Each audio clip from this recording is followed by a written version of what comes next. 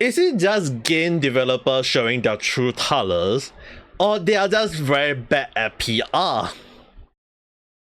Hello there, how's it there? I'm Kita there. So obviously today in the chat we are going back to gaming's topic, and it been quite a while since I taught. I mean, like around a week, but it's really interesting to see a lot of things happening over this 1 week, and when you can kind of like give it a wait and see and look at the whole picture, it really kind of beg the question, like, why would those game developer, even the director themselves, decided to come out and do some clapback, and then you beg the question, like, did they just recount their story or their game, or is it that they just forget about all those stories that they wrote themselves and then just go with the idea that they are just decide to go all full crazy along the line? Now, it really kind of beg the question, because we will be using Kingdom Come 2 as the main ensemble for today, but it really kind of like do include some other stuff, so don't just think that I'm bashing the game itself. Okay. For the game itself, it really kind of beg the question on one simple thing, is that initially the game was like being so-called hated by the game journalists but loved by the gamers, and more so ever when the game itself initially got a lot of people questioning, like, okay, you include some DEI in game, you include some of the stuff in game. The one of the things that a lot of people always hear from me is that I don't mind DEI in games, but don't forget, I always follow with a simple phrase: if makes sense. The question is, right, it really kind of like got a lot of people talking about the game, and now because the game included a so-called moment of two main characters decided to have a gay moment in their words, and then after nowhere they also have a black character in game, which doesn't seem to showcase the historical accurate, but then they trying to claim that it's as such. So it really kind of get a lot of people questioning about it. More so the first part that I mentioned get a lot of people raising the flag. Now, it doesn't really matter is it a red flag or not at the time, but when there is a flag raised, it really got a lot of people questioning, like, is the game woke? Is it that it got DEI? Now, it got a lot of people talking, including Red-san, JT-san, even to the point that Red-san was trying to defend the game. Even like JT-san and Marcus or Graham talking about how the game doesn't seem to be woke, it doesn't have the DEI and what's not. And then over the past few days, when I'm looking at a lot of different YouTube comments or different Twitter posts, it really begs the question that which I have to ask: is it really not inclusive DEI along the line? Now, I will talk about it in a while. It's just more so that when you kind of like beg the question, like, what is the developer trying to do? Is it that they're trying to defend their game, or is it that they are trying to just not good explanation? It really begs the question, considering that Red-san was attacked by the director himself. Now, back to the point on, like, does the game include DEI or woke or whatever BS? Well, Learning the Law really did a very good summary tweet where he claimed that Kingdom Come 2 claimed historical accurate, mock Christian, mock Champ, 1 hour of black NPC saying nonsense and hitting white girls, can't tell a story of two normal friends but decided to add optional questionable stuff, and then someone just decided to get this respect all raised as a So it really kind of like got a lot of people questioning, like, well, they say that you can choose not to go that questionable route and you can choose not to have that questionable scene, but when you kind of like make it part of the story, obviously I will have to ask the question, does the story make sense? Does it in line with the character backstory?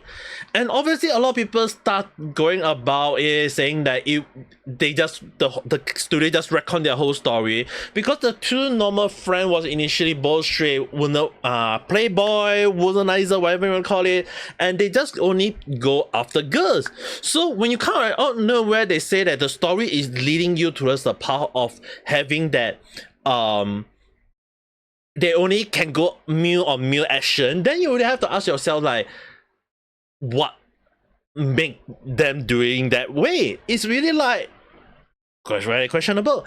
And obviously when you have a DEI or woke or LGBTQ in games, obviously one thing is that who is gonna let on to that? Well, obviously you're gonna get the game journalists on hood along the line. And what make it even more funnier is that all the game journalists or game media who were trashing the game out of nowhere backpedal and give it a 90 to 100 out of every score they give and say that, oh, the game is fun, the game is smooth, a lot of people like the game, people love this, people love that. And what make them tick their boxes is because the biggest boss in their chat box is always the DEI, apparently.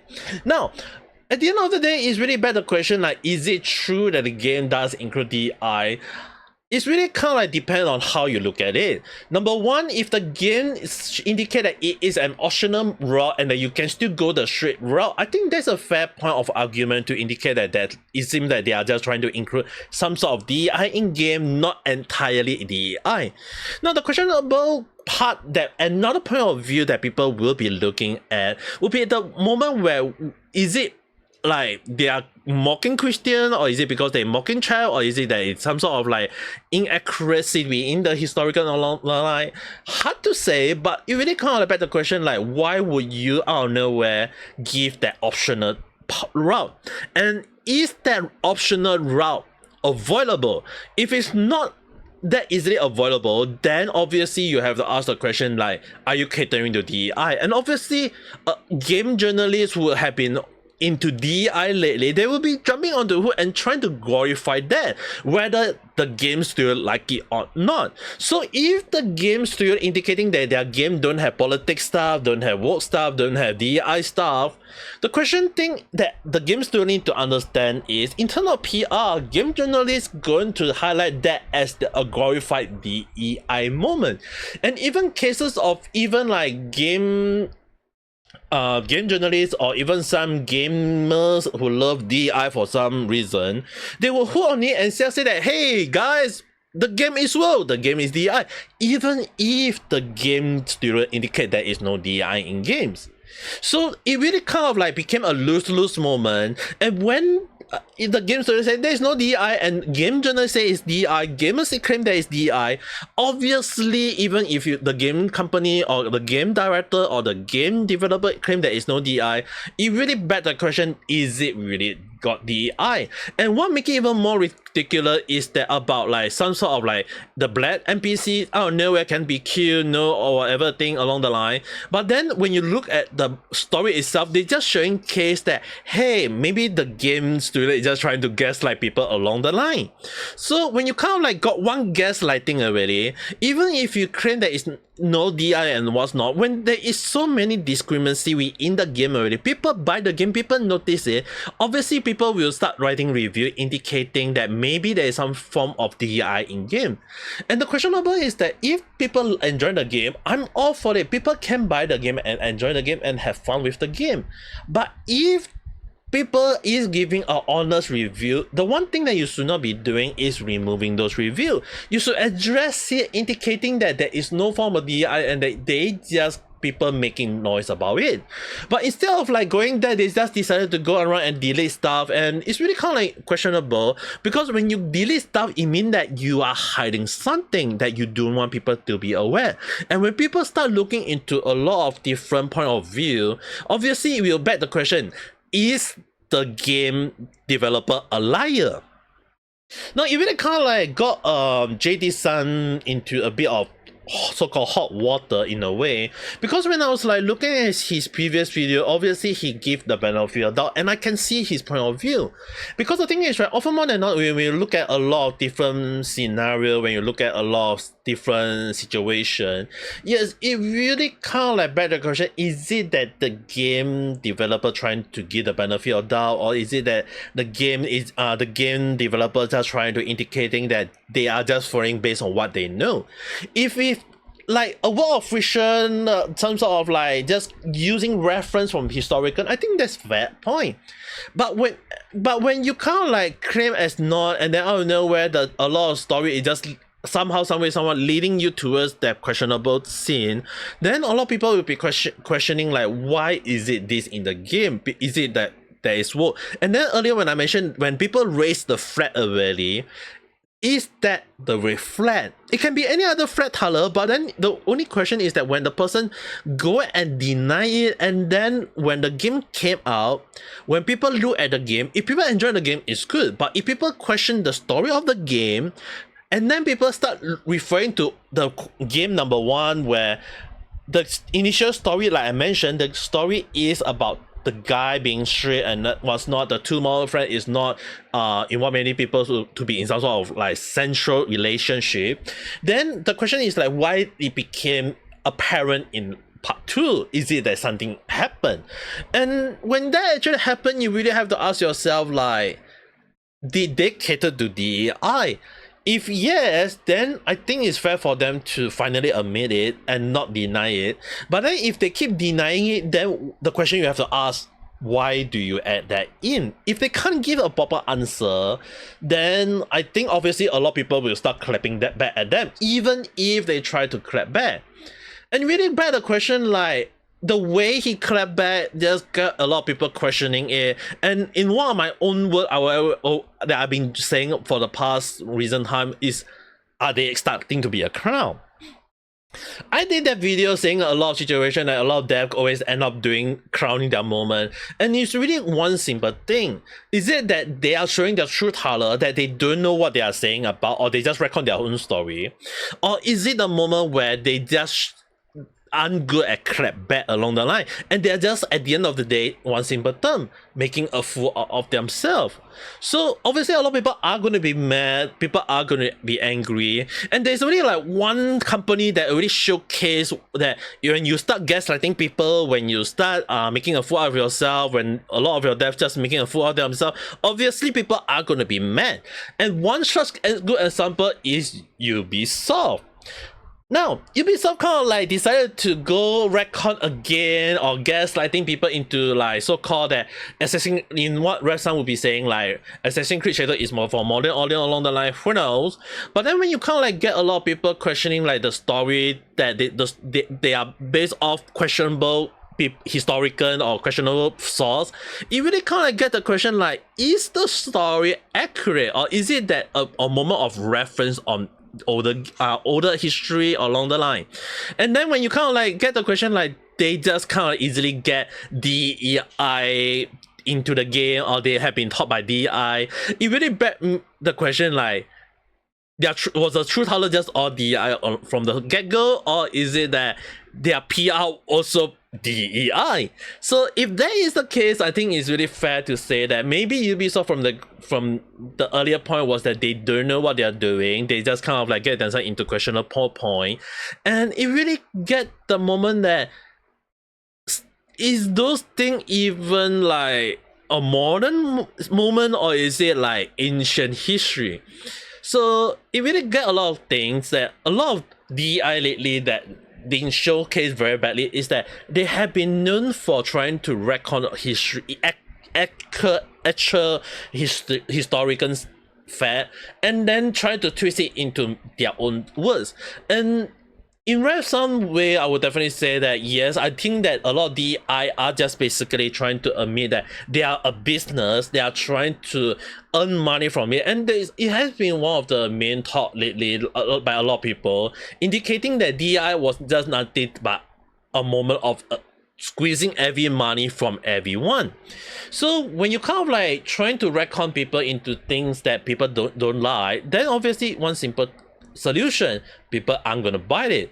And Ubisoft has always been on that end of the fire where they kind of like retcon themselves throughout, and it got even more so badly that a lot of their story is just basically indicating they're gaslighting people. Now, on another point of view, I can understand that game is just a game, it's a fictional story, it's a fictional thing. But the one thing a lot of people need to understand is that there is two different phases.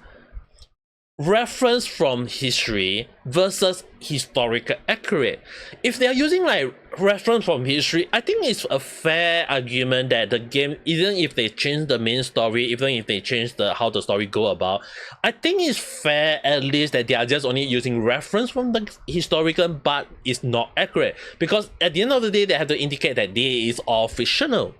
Now, if they go with historical accurate, just like how Kingdom Come go about it, or just like Ubisoft Assassin's Creed Shadow indicating as such, then obviously you have to ask the simple thing. If a historian or people who know history do check on those end and they ask one simple thing, is it true? Did they just recon or gaslight people into that the story is correct? Then obviously people will be mad because people will start firing back, people will clap back, or people will start making noise about it. So when you kind of look at a lot of situation, obviously one simple thing. Is it that the game just from the get-go that they just recon the whole story, or they just gaslight people into it? Or is it that because they just want to ensure that it is catered to DEI? Now, if it's catered to DEI, obviously, like I mentioned, they have to admit it. It will be much better for their PR. Obviously, people will be mad. People will always make noise. But you have to understand from my point of view, if people are aware of it, then people will avoid it. And even if there are people who will attack the game company for admitting they have it, then people will start defending the game, saying that, hey, if you don't like it, you don't buy the game, you can just live your life, you can ignore it.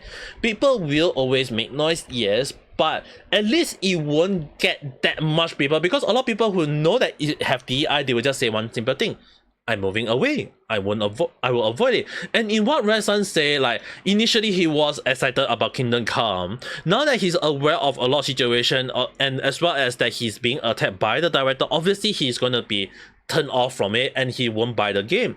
And even to the point that the questionable point about the director himself is that if you actually like he indirectly admit that the game also kind of like got some refund or people cancelling their order, when initially he attacked people saying that there is no cancellation. Now it really kind of like get a lot of people wondering, like, is he really a liar at this point of time, or he's just crying himself? That's for you to judge, not me. But the thing is, it really begs the question on that: do you really want to go around attacking gamers, or do you want to just admit it along the line and say that they did something wrong or they admit wrong? Because in what Red Sun would say, he could just keep quiet and do a victory lap done, because he can just basically admit that the game had no DI. If people who love the game, they can buy the game, they can play the game, and it also helped with the DI community group, the minority if you will, to also accept the game. So it's kind of like going both ways. But when you go around attacking people, or like retcon the history or gaslight the story into thinking that people saying that, hey, the first story doesn't make sense, it doesn't make link with the first story, then obviously people will be making noise, people will start clap back, people will start making going about, and then a lot of people will start asking one simple thing: did they just hire DI as their PR? Even if they deny it or so, people will always make noise, people will always go about it, and then you have to bet the question, like, are they just crying themselves? Who knows?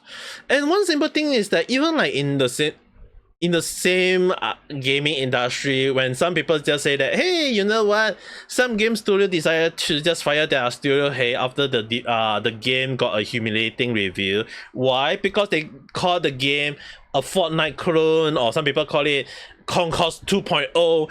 Yeah, I guess if you call a game Concourse 2.0 at this point of time, it just basically means that the game is going to flop. They're not gonna last 2 weeks, who knows. But when you kind of like get a lot of people talking about the game, and you kind of like got DI and what's not, a lot of people need to understand one thing is that, is it that they start look like, did they actually look at gamers, or are they out of touch, or they are just showing their true colors? It's really hard, you know. So last time I did say that a lot of people need to understand, just because they, like when Bioware failed, they push it all the blame on the game director. A lot of people need to understand that just because they decided to fire the studio head doesn't mean that the studio head is the problem only. Again, trust their word, not their words. Because at the end of the day, if the game came out, it still really became a Concourse 2.0, then yeah, I think I wouldn't consider buying the game or play the game or spend money on the game. So at the end of the day, just firing the game hate or what's not, or even like when the game hit themselves is having questionable breakdown along the line, who knows. Yeah, it really kind of beg the question, like, is it that a lot of scenario could have been avoided if they do a proper PR? At the end of the day, it's really just a simple question like, did they trying to gaslight people thinking that they are right, or they are just a whole new different level of not knowing what they are doing? That is for guys, for every one of you to write in the comment below, to judge, to write and discuss. For me, at the end of the day, whatever I say, it's just technically a speculative thought. It's just a random chat. Whether you agree or disagree, again, write in the comment section as you like. We can discuss it further. If not, if you think all those games should flop, because the last thing we know that boycotting game does work in some form, yeah. Whether game student can claim that the game have a lot of good score, even if the game have 1 million copies sold, if people start aware of DI and what's not, and people start backpedaling or start asking for refund, yeah, I think you can understand that maybe those game developer might have to take some sort of PR lesson at this point of time. But who knows? I mean, like, that's for you guys to judge, right? Not for me. I'm just giving my taste anyway.